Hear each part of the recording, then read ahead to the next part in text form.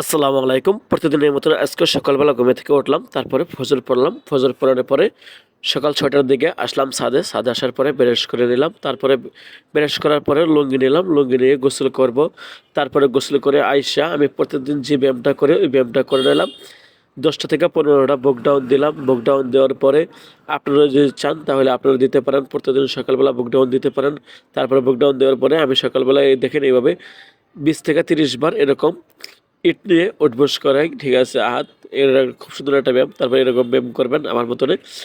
প্রতিদিনই আপনারা ব্যায়াম করতে পারেন। তারপরে নিলাম পানি। পানি নিয়ে আমরা পুঁইশাকে লাগাইছি। পুঁইশাকে পানি দিব। তারপরে দেখেন মাশাআল্লাহ খুব সুন্দর পুঁইশাক হইছে। আর পুঁইশাকগুলো আপনারা জানেন যে আমার এই পেজে ভিডিও আছে, আমি কতদিন আগে লাগাইছিলাম। মাশাআল্লাহ পুঁইশাক হয়ে গেছে। এরপরে লাগাইছি অ্যালোভেরা গাছ। অ্যালোভেরা গাছের দেখেন অ্যালোভেরা গাছে পানি দিব। আর অ্যালোভেরা গাছ তো মাশাআল্লাহ খুব সুন্দর হয়েছে। এই দেখেন ৪টে অ্যালোভেরা গাছ, দেখেন মাশাআল্লাহ খুব সুন্দর।